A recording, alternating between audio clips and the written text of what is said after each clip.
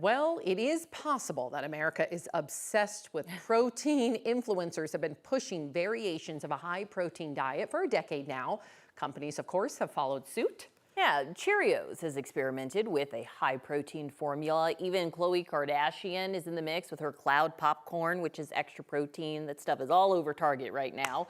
90s medical expert Dr. Payal Kohli is here with us to talk all things protein. Why has this become such like an obsession, a fad? Or is it a fad? I mean, should we all be getting a decent amount of protein? It's become an obsession. I mean, protein popcorn.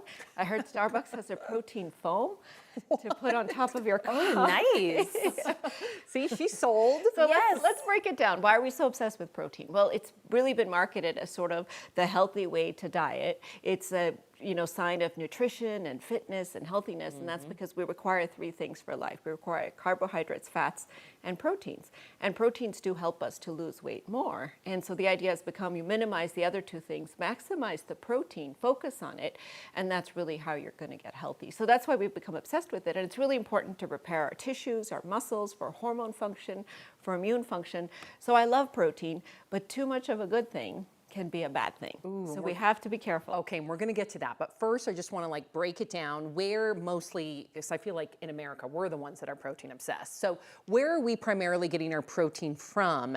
What sources? And supplements as well? Do you figure that in, protein supplements? Yeah, so let's think about what we eat on a day-to-day basis that gives us protein. So milk, yogurt, dairy, that has a lot of protein. Eggs have a lot of protein. Any sort of, meat like chicken, fish, or pork, that has a lot of protein. And for vegetarians like you, Sam, probably lentils, tofu, edamame, beans, nuts. These are all great sources of protein. We've started becoming more focused on supplements for people who can become protein deficient. And there's certain groups that are high risk for not getting enough protein, but it's not the way we should be getting our protein unless we're in a pinch. So if we feel like we are not getting protein from our diet, that's when we should reach for these supplements, the whey protein, the casein protein, the pea protein, all the other proteins out there. Well, I guess I'm curious, how much do you truly need? Because the propaganda right now is like, everything needs protein. You need 18 grams in every meal. What does, your average 40, 50, 60-year-old woman really need in protein? Yeah, so we should all go home and calculate what our protein needs should be. But in general, the average rule of thumb is about 36 grams per 100 pounds for an average sedentary person. Now, if you're weightlifting or training, so if you're 150 pounds, you need about 55 grams or so protein a day. If you're weightlifting, it's higher. If you're an older adult, it's higher. If you're a pregnant woman, it's higher because you have to feed the baby as well.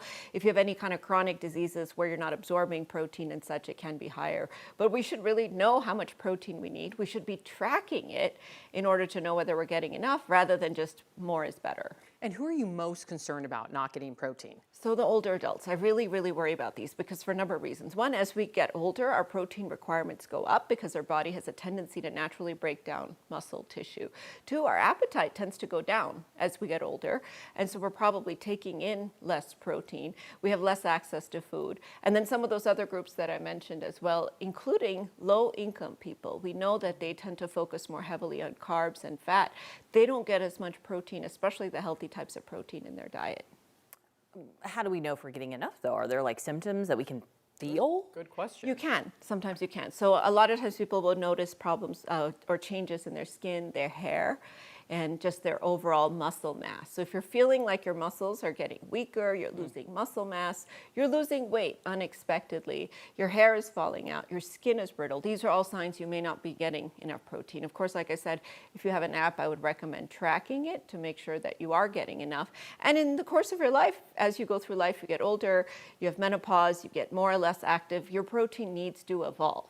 So it's not something we do static once and then just keep eating the same thing we've always been eating. We have to change as our body changes. And let's say you start to feel those symptoms. Is that when you would reach for a supplement or a supplement and ideally animal or plant source? What would you recommend for somebody's like, oh no, that feels like me right now? So I would say if you feel like you're not getting enough protein from your diet, first you have to talk to your doctor because this could be some other medical illness, your thyroid or something else that could be causing problems. But if that's ruled out, it is a good idea to supplement from time to time. So So I'm not somebody who likes to take protein supplements every day. First, they taste awful. Even though they make them chocolate flavored, they're not very good.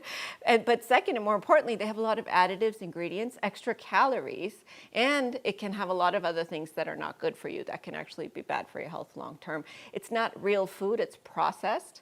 So that has its own set of risks with it. But once a month or once every other month, if you feel like, especially if you're going to run a marathon or do something more physically active, you need to supplement with a little extra protein. I'm all for reaching for those supplements. I love that. I'm going to do my little calculation.